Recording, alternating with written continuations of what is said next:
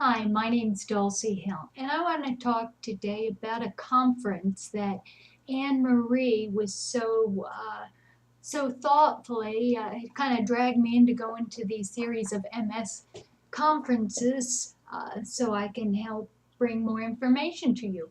I thought I made the mistake of thinking I knew all this stuff enough already. One of the things I wanted to say is that Daniel Becker put on this conference, and he is the head of the International Neuro Institute. He works for Johns Hopkins. He's a wonderful doctor.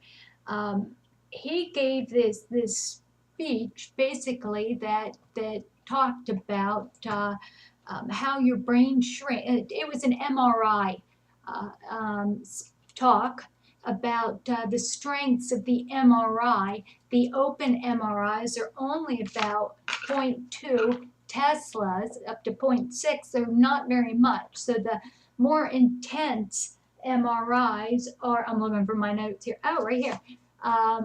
The more intense ones are, let's see, between 1.5 and 13 Teslas.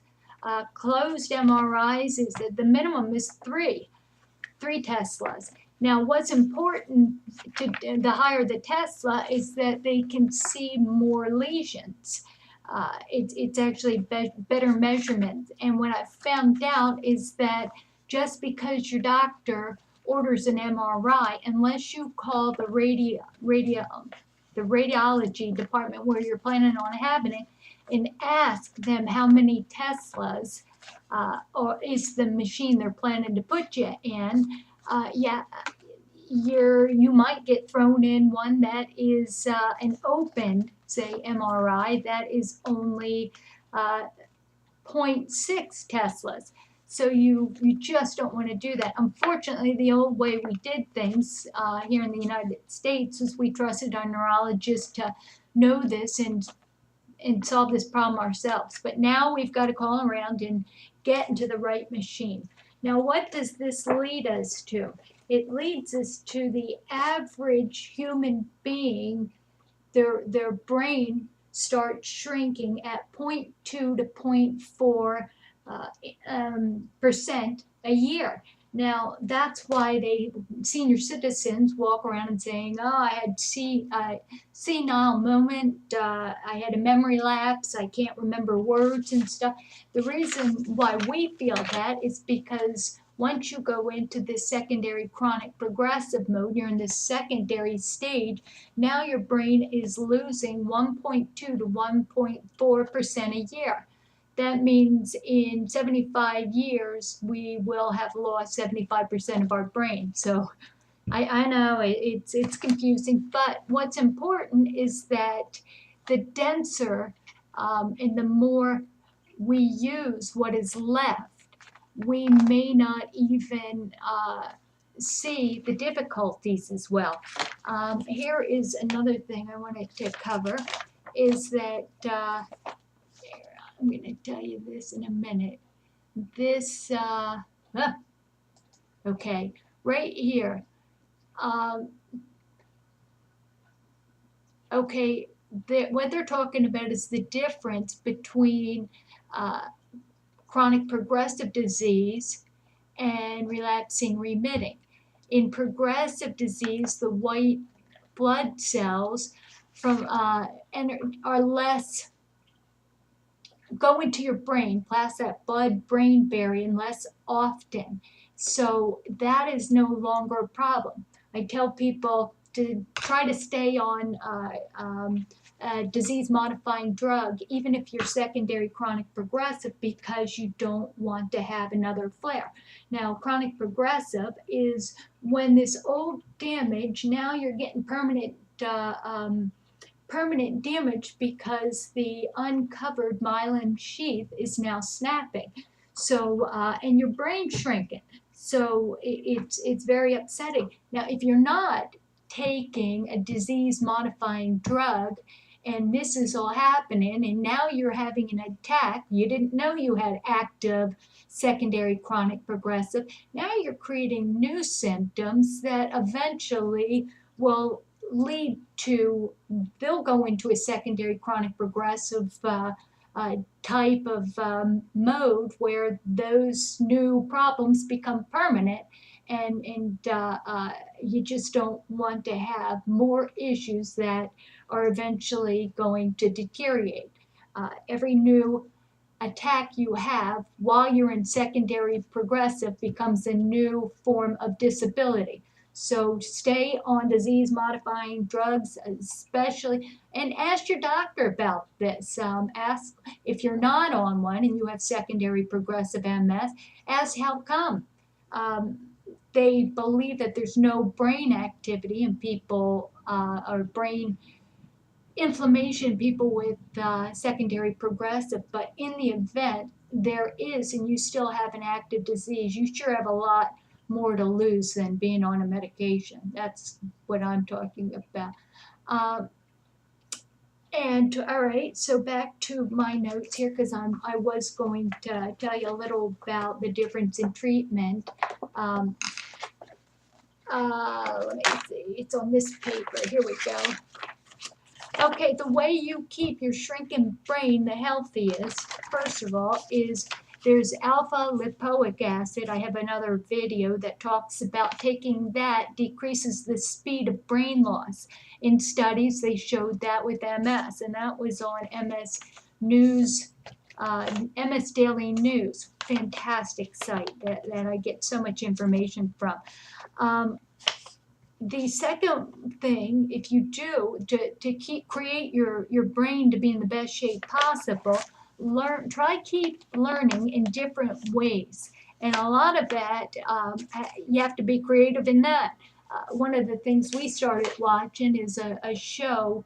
It's a TV show that is done in a foreign language, and it's about the Ottoman Empire and Suleiman, but you read the translation, and now your brain is trying to keep up with then the pictures are in the back, and it challenges you in a way that just doesn't sound like fun, but eventually you care so much about the story you don't even realize you're reading.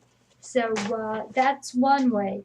You can listen to a book on tape and learn how to do either do something with your brain or with your hands. Learn how to paint using your toe if you can't use one arm. Like my left arm is not operating as well as I'd like it to. You may take up swimming or the hand bike. Go see. I have to belong to a gym. I have a lot of social outsources as well as having these support groups, and I belong to clubs, and I'm going to be putting on this Baltimore, Washington, Delaware conference for our area, and it's a big conference, and it's kind of exciting that I had the guts to step up for it. So with that, belong to a gym. I go to the gym, and if I'm too tired, the social impact is so stimulating. It's great. And whenever somebody, and I like to ask questions, so when somebody asks your opinion on something and you don't have one, that'll give me something I can go home and research and form an opinion for, to be perfect later on. Like I really knew what I was talking about then, but I didn't say anything because there was a couple things I had to check on. So between that, joining a gratitude list, join a MS group, do some therapeutic horseback riding. The MS Society has a little bit of money for you to do stuff like that. If you go into the gym, there's something called a hand bike, and if you sit up real tall and you do that, it's as hard as jogging on a treadmill. So I encourage you to learn these different forms. And the last one is practice meditation by clearing your mind. This is an exercise for your mind.